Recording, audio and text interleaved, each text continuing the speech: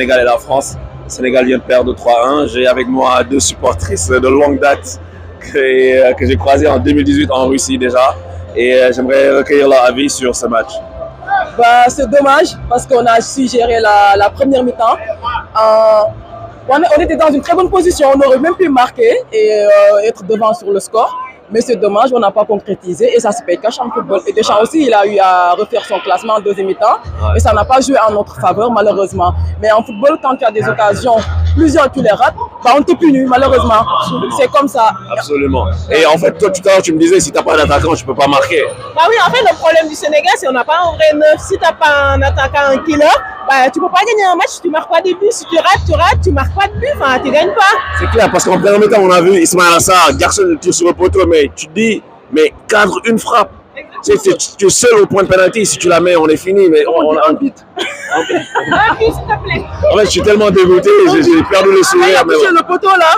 Ah, j'ai vu ma vie défiler parce qu'en fait, c'est ce genre d'occasion qu'il ne faut pas rater en Coupe du Monde. Parce que tu ne les as pas deux fois, surtout pas à une équipe comme la France en fait. Tu n'as pas ce genre d'occasion deux fois. Quand tu les as, peu clinique, il faut les mettre et c'est bon quand on passe à autre chose. Mais c'est dommage, j'espère qu'on va rebondir.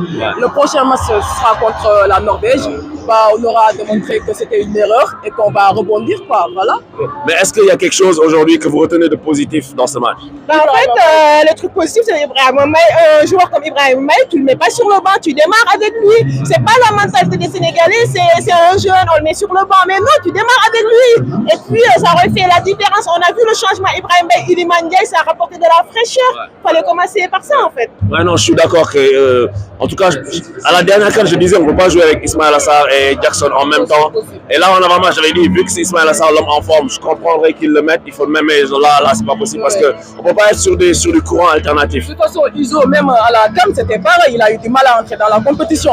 Lui, je pense qu'il faut lui mettre un t-shirt de Liverpool, un moyen de Liverpool pour qu'il marque. Et Papillon aussi, les changements, Papillon, il faut qu'on en parle là, parce que là, les changements, c'était trop lent. C'était vraiment trop lent. Il fallait changer beaucoup plus tôt. Mais quand même, on pense de la prestation de Sadio Mané qui est à sa dernière Coupe du Monde. Tonton, mais quand même, tonton, il a plus ce coup de rein. Hein. Ouais, il a plus les 20 ans, il a plus ce qu'il y avait dans les pieds quand il avait plus, quoi. Ouais, bon, écoutez, là, c'est le premier match. Je pense qu'on est tous déçus à la sortie du match. J'espère que Papillon va regarder ce qui s'est passé. Après, c'est les vice-champions du monde. Ouais. C'est la grande équipe de la France. Les autres, ils ont joué. On ne va pas se comparer. Ils ont joué des Brésil moyens, qui ne sont pas vraiment les Brésil d'antan. Mais nous, on a joué la grande équipe de la France. Donc, c'est un score qu'on regrette, mais on va rebondir. On va rebondir. Je pense que c'est ça le message de la soirée. On est tous dégoûtés, mais bon, on espère que Papillon va tirer les enseignements. Et je pense que Papillon, c'est quelqu'un qui est pragmatique et il va faire les bons changements. On espère aussi.